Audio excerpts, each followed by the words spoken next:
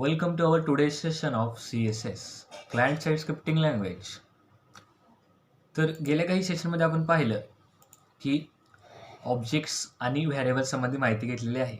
म्हणजे व्हॅरिएबल कसे असतात, त्याचं क्रिएशन, डिक्लेरेशन कसं असतं, त्याचं असाइनमेंट कसं असतं, प्लस ऑब्जेक्ट काय असतात आणि व्हॅरिएबल आणि ऑब्जेक्ट कसं यूज करायचं हे आपण ऑब्जेक्टच्या सेशनमध्ये पाहिले आहे. तर यानंतरचा जो सपोर्टिंगमध्ये रोल येतो तो येतो ऑपरेटर्सचा. म्हणजे काही अरिथमॅटिक वगैरे जे की लॉजिकल असतील ते ऑपरेटर यूज करून आपल्याला ते कॅल्क्युलेशन्स किंवा त्या एक्सप्रेशनचा यूज करून आपल्याला ऑपरेटर्स यूज करता येतात. JavaScript operators. Let's take simple expression 4+5 = 9. हे आता मॅथमॅटिकल आहे. तर मॅथमॅटिकलमध्ये प्लस हे साईन येणं इम्पॉर्टंट आहे बिकॉज आपल्याला हे एक्सप्रेशनवरती आपल्याला काम करायचं आहे आणि ह्या एक्सप्रेशनचा आपल्याला रिझल्ट हवा आहे. मग त्यासाठी मला जर ॲडिशन करायचं असेल तर मी 4+5 घेणार, म्हणजे मला plus operator plus sign use करायला पाहिजे. मग जावास्क्रिप्टमध्ये कसं जे हे साईन आहे, जे प्लस हे साईन आहे, तर त्याला आपण ऑपरेटर म्हणणार. Here 4 and 5 are called operands and plus is called operator. म्हणजे जे दोन ॲडिशन करणार आपण त्या दोन नंबर्सना आपण बोलणार आहे ऑपरंट्स, आणि जे यूज करणार आहे आपण ॲज अ ऑपरेटर, मग ते ऑपरेटर कोणतं असेल त्याला आपण म्हणणार ऑपरेटर. म्हणजे एक्सप्रेशनचं स्ट्रक्चर कसं होणार बघा. तर हा जो पहिला आहे 4 हा ॲज अ ऑपरंट असणार, आणि हा प्लस आहे ते मध्ये ऑपरेटर असणार, आणि नंतर परत ऑपरंट असणार. म्हणजे ऑपरंट म्हणजे ऑपरंट ऑपरेटर ऑपरंट. आता त्याच्यात टाईप्स आहेत ऑपरेटर्समध्ये पण. मग त्याचा पहिला टाईप येतो असाइनमेंट ऑपरेटर, जो की आहे इज इक्वल टू. तर इज इक्वल टू ऑपरेटर काय आहे, कसं यूज करायचं हे आपण लास्ट सेशनमध्ये पाहिलं आहे व्हॅरिएबलच्या सेशनमध्ये. तर व्हॅरिएबल डिक्लेअर करताना आणि व्हॅल्यू असाइन करताना आपण असाइनमेंट ऑपरेटरचा यूज करतो. त्यानंतर आहे ॲडिशन ऑपरेटर, जसं की आपण ह्या एक्झाम्पलमध्ये घेतलेला आहे की हा ॲडिशनचा ऑपरेटर आहे. तसं सिमिलरली आपण मल्टिप्लिकेशनसाठी पण घेऊ शकतो, तर तो होणार मल्टिप्लिकेशन ऑपरेटर. मग त्या मल्टिप्लिकेशन ऑपरेटरमधून आपण मल्टिप्लाय नंबर करणार आणि ॲडिशनमधून आपण ॲडिशन ऑफ नंबर करणार. अशा प्रकारे ऑपरेटर्स आहेत. Arithmetic operators are use to perform arithmetic on numbers. Arithmetic on numbers म्हणजे अरिथमॅटिकल ऑपरेशन असणार तर ते अरिथमॅटिक नंबरवरती परफॉर्म केले जाणार, हा ऑपरेटरचा यूज करून. तर अरिथमॅटिक ऑपरेटर कोणकोणते, म्हणजे जसं की आता मॅथ्समध्ये आला ते अरिथमॅटिक म्हणजे मॅथ्स येणार. तर ऑपरेटर कोणते आणि त्याचं डिस्क्रिप्शन म्हणजे त्याचा मिनिंग काय. तर हे कसं आहे, प्लस ऑपरेटर आहे. आता हा प्लस आहे ऑपरेटर, तर त्याचं मिनिंग त्याचं कशासाठी यूज करतात तर ते आहे ॲडिशन.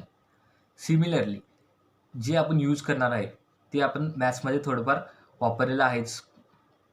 जसं ॲडिशनसाठी प्लस वापरणार, सबट्रॅक्शनसाठी मायनस वापरणार, मल्टिप्लिकेशनसाठी आपण स्टार वापरणार, एक्सपोनेंटसाठी डबल स्टार, आणि डिव्हिजनसाठी सिम्पल डिव्हिजन स्लॅश. मॉड्युलससाठी म्हणजे आपण ज्यावेळेला भागाकार करतो त्यावेळेला आपण डिव्हिजन ऑफ रिमाइंडर जे काढायचं असतं त्यासाठी आपण पर्सेंटेजचं साईन वापरणार, जेणेकरून याच्यात आपण त्याला मॉड्युलस म्हणणार आहे. आणि ज्या वेळेला आपण एखाद्या वेळेला आपल्याला कोणत्या तरी नंबरसाठी इन्क्रिमेंट करायचं असेल तर आपण प्लस प्लस हे दोनदा लिहिणार, बिकॉज एक सिंगल प्लस लिहिला तर ते ॲज अ ॲडिशन म्हणून परफॉर्म करणार, आणि तेच इन्क्रिमेंट हवं असेल तर त्यासाठी आपल्याला डबल प्लस लिहावं लागतं, तर त्याचं मिनिंग होणार इन्क्रिमेंट. तसं सिमिलर डिक्रिमेंट हवं असेल तर आपण डबल -1 देऊ शकतो. तर हे आहेत अरिथमॅटिक ऑपरेटर्स, हे आपण यूज करून कॅल्क्युलेशन्स आपण परफॉर्म करू शकतो. त्यानंतर येतात असाइनमेंट ऑपरेटर. आता असाइनमेंट ऑपरेटरमधला इज इक्वल टू हा ऑपरेटर आपण यूज केला आहे व्हॅरिएबलमध्ये. तर हे आहे ऑपरेटर, हे आहे एक्झाम्पल, आणि सेम ॲज हे काय असणार हे आपण एक पाहूया. तर इज इक्वल टू आहे, तर हे लिहिताना आपण कसं लिहिणार, x is equal to y. म्हणजे इथं व्हॅरिएबल एक्सची व्हॅल्यू आपण वायला असाइन केली. अशा प्रकारे एक्झाम्पल आपण व्हॅरिएबलमध्ये बघितलेलं आहे. तर हे x plus is equal to वायच होणार. ज्या वेळेला प्लस इज इक्वल टू हे ऑपरेटर यूज करणार, म्हणजे हे एक प्रकारे कॉम्बिनेशन आहे, तर ते कसं लिहिणार? हा x plus is equal to y लिहिणार. ह्याचं मिनिंग काय होणार? आता हे आपण जर लिहिला असा तर ह्याचं मिनिंग काय होणार की x is equal to x plus y, म्हणजे हा एक्स प्लस वाय असणार. Similarly x plus is equal to y म्हणजे एक्समध्ये जी व्हॅल्यू ॲड करणार आहे, म्हणजे एक्स प्लस म्हणजे जी ॲड करणार आहे ती आहे वाय. मग हे प्रोग्रॅमॅटिकली असं पण लिहिता येते आणि ह्याचं मिनिंग सिम्प्लिफाईड असं पण होतं. Similarly minus is equal to तसं same X minus Y, X minus Y. मल्टिप्लिकेशनसाठी सिमिलर सेम स्ट्रक्चर. डिव्हिजनसाठी पण सिमिलर. एक्स नंतर जे डिव्हिजन करणार ते इज इक्वल टू तो जे असाईन केलेली व्हॅल्यू आहे ती. Similarly x division Y. हा आहे मॉड्युलस. सेम जसे हे असाइनमेंटचे ऑपरेटर असणार तसं आपल्याला हे यूज करता येणार. मग हे आपण विथ व्हॅरिएबल दिलं तरी चालेल किंवा व्हॅरिएबल असाइन करताच्या वेळेला आपण ते दिले तरी चालेल. तर इथं पुढं नेक्स्ट कम्पॅरिझन ऑपरेटर. हा ऑपरेटरचा हा टाईपच आहे कम्पॅरिझन. आता जसे की सिंगल इज इक्वल टू लिहिला, नुसतं इज इक्वल टू लिहिला तर तो फक्त व्हॅल्यू असाइन होतो. पण ज्यावेळेला तुम्ही डबल इज इक्वल टू लिहिता तर ते as a is equal to म्हणून काम करतं. आता हे ऑपरेटर आहे आणि त्याचं डिस्क्रिप्शन आहे. तर डबल वेळेला तुम्ही इज इक्वल टू लिहिला तर ते इज इक्वल टू हे त्याचं फंक्शन ॲज काम करणार. जर तुम्ही 3 वेळा लिहिला तर ते equal value and equal type. आता हे काय असते हे प्रोग्रामॅटिकली आपण प्रोग्रामच्या वेळेला बघूया. ह्याचे फक्त डिस्क्रिप्शन तुम्ही लक्षात ठेवा की 3 इज इक्वल टू दिलं तर त्याची व्हॅल्यू इक्वल व्हॅल्यू आणि इक्वल टाईप, म्हणजे दोन्ही इक्वल आहे अशा प्रकारे होते. आणि हे आहे नॉट इक्वल टू. आता हे एक्सक्लेमेटरी मार्क आणि इज इक्वल टू साईन जर दिला तुम्ही तर त्याचं मिनिंग होतं नॉट इक्वल टू. मग ते काही वेळेला कंडिशन्सच्या वेळेला किंवा स्टेटमेंटच्या वेळेला आपण यूज करणार आहोत. आणि तसं similarly not is equal to double is equal to, not equal value और नॉट इक्वल टाईप. जसं 3 इज इक्वल टू लिहिला तर इक्वल व्हॅल्यू इक्वल टाईप होतं, त्याच्या अपोजिट बरोबर एक्सक्लेमेटरी मार्क प्लस 2 वेळेला इज इक्वल टू लिहायचं. मग त्याचं मिनिंग होणार नॉट इक्वल व्हॅल्यू और नॉट इक्वल टाईप. त्यानंतर इथे ग्रेटर दॅन आणि लेस दॅन. आता हे आपण कंडिशन्समध्ये यूज करणार. ज्या वेळेला आपण अरिथमेटिक यूज करणार त्यावेळेला आपल्याला कंडिशन्स यूज करणार की एखादा नंबर असेल किंवा एखादं मार्क्स असतील तर ते इन्सर्ट केले तर त्यावेळेला आपण कंडिशन कशी लिहिणार की एक्स इज ग्रेटर दॅन और x is less than inputted number. मग त्यानुसार आपल्याला हे यूज करता येतं ग्रेटर दॅन आणि लेस दॅन व्हॅल्यूसाठी. तसं त्यानंतर greater than is equal to लिहिला तर ग्रेटर दॅन और इज इक्वल टू हा म्हणजे सिमिलर, म्हणजे ग्रेटर दॅन और इज इक्वल टू. तशा प्रकारेच लेस दॅन और इज इक्वल टू. त्यानंतर क्वेश्चन मार्क हे आहे टर्नरी ऑपरेटर. हे फक्त लक्षात ठेवा, हे आहे टर्नरी ऑपरेटर. त्यानंतर येतात लॉजिकल ऑपरेटर्स. लॉजिकल म्हणजे कसं, आता and operator, logical operator, not operator. आता 2 वेळेला तुम्ही अँड जरी टाईप केला तर ते लॉजिकल अँड होतं. लॉजिकल अँड होतं म्हणजे काही ठिकाणी आपल्याला काही केसेस लिहाव्या लागणार.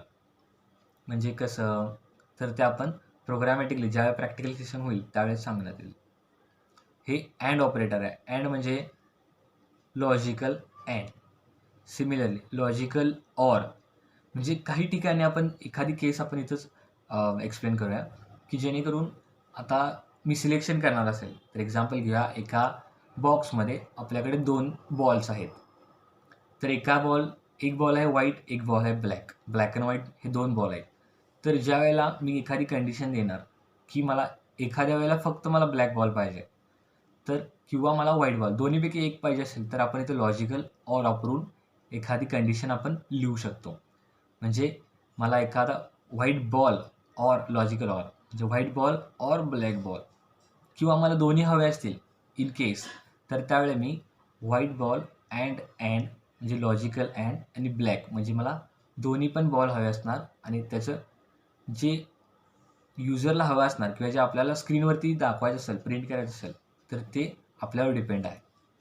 आणि जे बाकीचे जे नसणार आहे तर ते लॉजिकल नॉट म्हणून कन्सिडर होणार, ते आपण यूज करणार आहोत. त्यानंतर स्पेशल केस येतात आपल्याकडे. ऑपरेटरचा टाईप हे आहेत ऑपरेटर टाईप ऑफ, याचं नाव आहे टाईप ऑपरेटर. टाईप ऑपरेटर म्हणजे कसं, एखाद्या वेळेला आपल्याला एखाद्या व्हॅल्यूची किंवा एखाद्या व्हेरिएबलचा टाईप जर आपल्याला माहिती करून घ्यायचं असेल तर त्याचा टाईप ऑफ असं आपण टाईप करू शकतो आणि त्याचं जे पुढे जे सिंटॅक्स थ्रू आपण जे राईट करणार त्यानुसार आपल्याला त्याची इन्फॉर्मेशन मिळणार. तर जे टाईप ऑफ केलं तर त्याचं डिस्क्रिप्शन कसं असणार, returns the type of variable. म्हणजे एखादा हा व्हेरिएबल आहे तर तो व्हेरिएबल इंटिजर असेल, स्ट्रिंग असेल किंवा ऑलवेज कोणता असेल तर त्याचं जे टाईप आपल्याला आयडेंटिफाय करण्यासाठी आपण टाईप ऑफ हा ऑपरेटर यूज करतो. तसं सिमिलरली इन्स्टन्स ऑफ हा पण एक ऑपरेटर आहे. त्याच्यात काय होतं तर त्याच्यात returns true if object is an instance of object type. म्हणजे जर हा ऑब्जेक्टचा इन्स्टन्स असेल तर ते रिटर्न करतं इन्स्टन्स ऑफ ऑब्जेक्ट म्हणून. त्यानंतर पुढचा टाईप होतो बीट वाईज ऑपरेटर. तर bitwise operator works on 32 bit number. तर नंबर हे असतात ते नंबर्स हे असतात ते 32 बीटसाठी यूज करतो आपण बीट वाईज ऑपरेटरमध्ये. तसं ऑपरेटर आणि डिस्क्रिप्शन. तर ऑपरेटर कोणता, हा अँड ऑपरेटर आहे. जसं की आपण मागच्या स्लाईडमध्ये बघितलेलं आहे की डबल अँड दिला तर ते लॉजिकल अँड होतं, हा लॉजिकल ऑपरेटर आहे. आणि हा ऑपरेटर आहे तो बीट वाईज ऑपरेटर आहे. हा फक्त सिंगल अँड दिला तर हे त्याचं मिनिंग होतं अँड. तसं सिमिलरली तसंच ऑर होतं आणि हे नॉट इज इक्वल टू म्हणजे नॉट असेल, ए एक्सऑर असेल, हा झिरो फिल लेफ्ट शिफ्ट, हा आहे sign error right shift, zero fill right shift.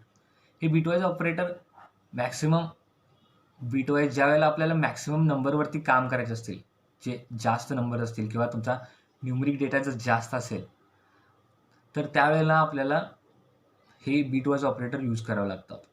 अशा काही सेशन्समध्ये आपण पाहिलं की ऑब्जेक्ट, व्हेरिएबल, ऑपरेटर्स आणि एक्सप्रेशनवरती ऑपरेटर यूज कसं करायचं आणि टाईप्स ऑफ ऑपरेटर्स कोणकोणत्या प्रकारचे आहेत आणि ते कुठे यूज करतात, त्याचं डिस्क्रिप्शन काय असेल तर ते आपण पाहिलेलं आहे. तर आज आपण शिकणार आहोत स्टेटमेंट म्हणजेच 1.5. तर पहिला येतं कंडिशन स्टेटमेंट. स्टेटमेंट कोणत्या टाईपचे असेल तर आपण बघणार आहेत की कंडिशनल स्टेटमेंट्स बघणार आहोत आज आपण. म्हणजे कंडिशन कोणकोणत्या असणार, जे आता फॉर एक्झाम्पल आपण बघणार आहे if condition, else condition, else if condition आणि जी स्विच केस आहे ती आपण नंतर बघणार आहोत. तर यूज काय असणार की या कंडिशन्स का तयार केल्या गेल्या किंवा आपल्या कोडिंगमध्ये याचं रिक्वायरमेंट काय असणार. तर use if to specify a block of code to be executed if a specified condition is true. म्हणजे आपण if म्हणजे कसं, जर म्हणजे जर हे कंडिशन ट्रू असेल तर त्या इफ कंडिशनच्या ब्लॉकमधला कोड रन होणार असतं इफमध्ये.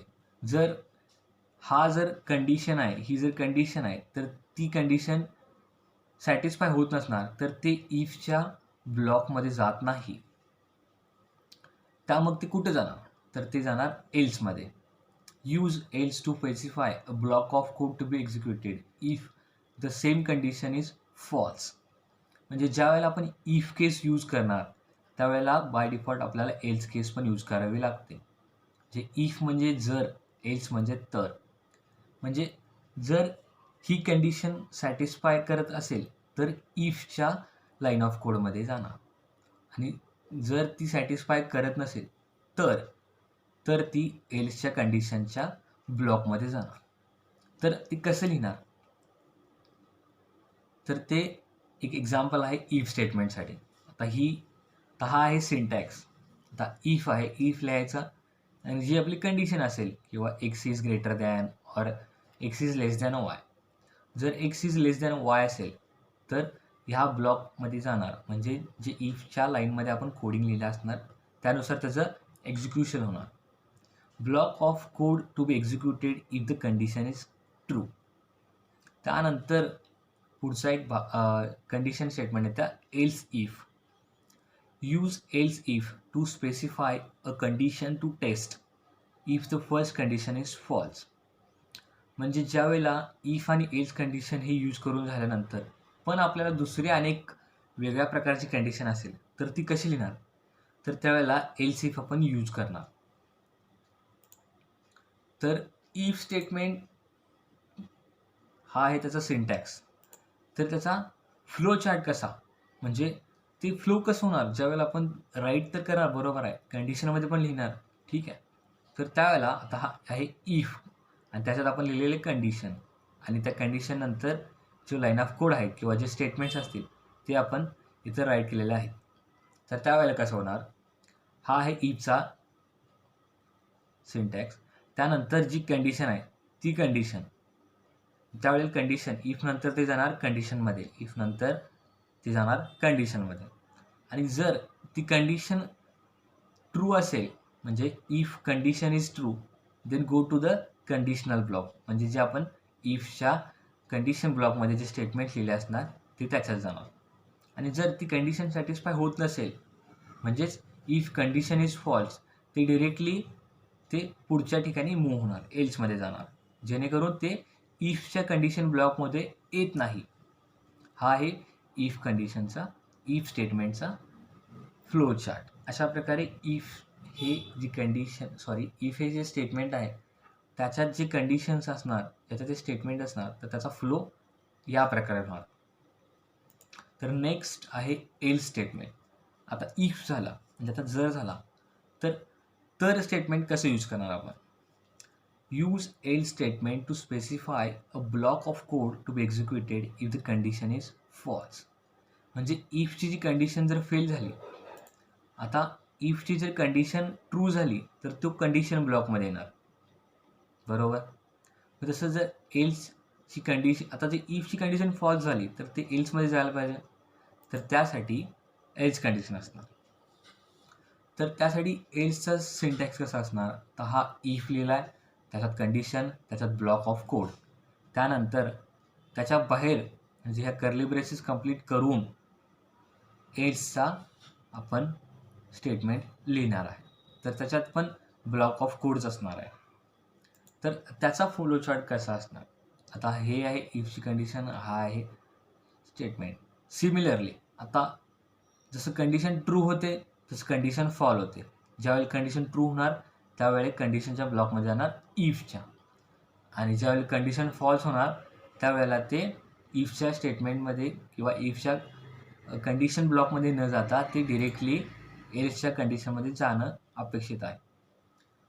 ज्या वेळेला इफची कंडिशन फॉल्स होते त्यावेळेला ते एल्स कंडिशनमध्ये येणार. आता फॉर एक्झाम्पल आपण कसं घेऊ शकतो, आता आपण डिरेक्टली एक लाईन आपण प्रिंट करू शकतो की you are in if condition and you are in else condition, जेणेकरून आपल्याला आयडेंटिफाय करता येईल की आपली जी कंडिशन आहे ती कंडिशन कोणत्या ब्लॉकमध्ये गेली. तर आता x is greater than Y आपण जर इथे कंडिशन लिहिली तर ती कंडिशन आपल्या लाईन ऑफ कोडनुसार जर ती ट्रू असेल तर त्या आपल्याला प्रिंट काय होणार की you are in if condition or you are in if block of code. आणि जर ती कंडिशन फॉल्स होत असेल, जर एक्स ग्रेटर दॅन वाय नसेल, तर त्यावेळेला एल्स कंडिशनमध्ये आपण एक लिहिणार की you are in else condition. मग हे आपल्यासाठी युजफुल आहे ज्यावेळी आपण कंडिशन स्टेटमेंटवरती काम करणार. हा झाला फ्लो चार्ट. तर त्यानंतर आपण एक एक्झाम्पल लिहा, म्हणजे कसं, if the our is less than 18 create a good day greeting otherwise good evening. म्हणजे हा एक्झाम्पलचा अर्थ कसा की आता ज्या वेळेला जे आवर्स असतील, जे तास असतील ते लेस दॅन 18 असतील तर त्यावेळेला आपण लिहायचं की गुड डे, ते क्रिएट करा असं लिहिलेलं आहे. तर आपल्याला ते लिहावं लागतं. Create a good day greeting.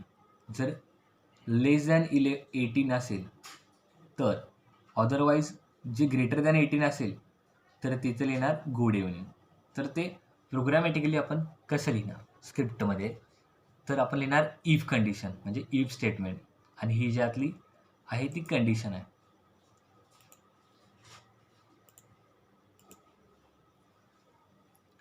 आता इथं आहे आपलं इफ आहे, तर हा आहे इफचा स्टेटमेंट.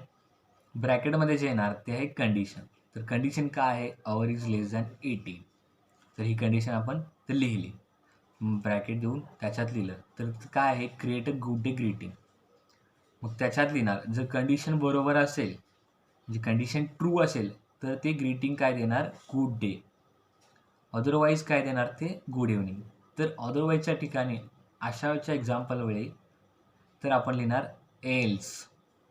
हे इफचं जे ब्रॅकेट असणार कर्ली ब्रेसेस, इफच्या कंडिशनचा जे कर्ली ब्रेसेस असणार ती कंप्लीट करूनच एल्सच्या स्टेटमेंटवरती आपल्याला मूव्ह करावं लागतं. सिमिलरली एल्सच्या स्टेटमेंटसाठी पण कर्ली ब्रेसेस देऊन लाईन ऑफ कोड और ब्लॉक ऑफ कोड लिहावा लागतो.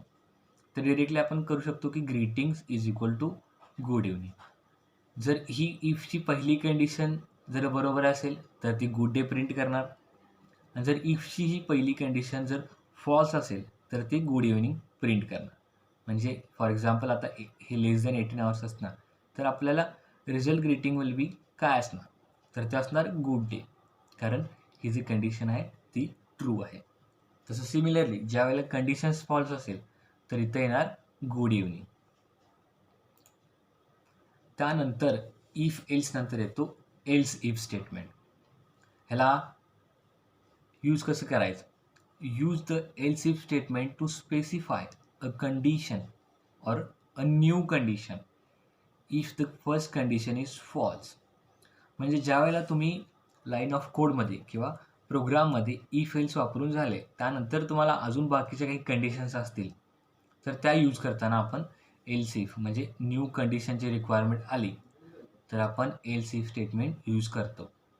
सिमिलरली इफ एल्स असं यूज करणार तशा टाईपला पहिला इफ लिहायचा, त्याची कंडिशन लिहायची, कर्ली ब्रेसेसमध्ये लाईन ऑफ कोड लिहायचा, कर्ली ब्रेसेस क्लोज करायचा. त्यानंतर एल्स इफ ही कंडिशन लिहायची, नुसता एल्स लिहायचा नाही, तो लास्टच्या वेळेला आपण लिहायचा. ज्यावेळेला इफ कंडिशन आणि त्याचा लाईन ऑफ कोड ओव्हर होतो त्यानंतर कर्ली ब्रेसेस कंप्लीट करून आपल्याला एल्स इफची दुसरी कंडिशन द्यायची, ही इफची पहिली कंडिशन. जर मल्टिपल कंडिशन्स आपल्याला प्रोग्राममध्ये लिहायचे असतील तर if else if he statement आपण यूज करतो. मग त्यानंतर ह्या दोन्ही कंडिशन झाल्यानंतर कंडिशन्स ट्रू नसतील त्यावेळेला, ज्यावेळेला कंडिशन्स ह्या फॉल्स असणार त्यावेळेला तो एल्सच्या स्टेटमेंटमध्ये येतो आणि त्याच्यात जो लाईन ऑफ कोड असणार तो एक्झिक्यूट होतो. म्हणजे एल्स इफ हा न्यू कंडिशनसाठी म्हणजेच मल्टिपल कंडिशनसाठी आपण यूज करतो. आता त्याचा फ्लोचार्ट कसा, आता इथं आहे कंडिशन. आता जर इफ कंडिशन इज ट्रू तर ते जाणार इफच्या कोडमध्ये, म्हणजे इफच्या ब्लॉक कोडमध्ये जाणार, आणि इफ कंडिशन इज फॉल्स तर ते जाणार एल्सच्या कोडमध्ये. आणि त्यानंतर जे इफच्या कोडनंतर जे त्याचं एक्झिक्युशन होणार त्याच्यानंतर जे पुढचा पार्ट येणार तो डिरेक्टली नेक्स्ट लाईन ऑफ स्टेटमेंटसाठी मूव्ह करणार. तर हे कंडिशन जर फॉल्स असेल तर एल्समध्ये जाणार, आणि जर ते ट्रू असेल तरच ते इफमध्ये जाणार. आता त्याचं एक्झाम्पल घेऊया आपण. If time is less than 10 create good morning greeting. If not but time is less than 20 create a good day, otherwise good evening. आता बघा मागच्या एक्झाम्पलमध्ये फक्त आपल्याला दोन कंडिशन होत्या की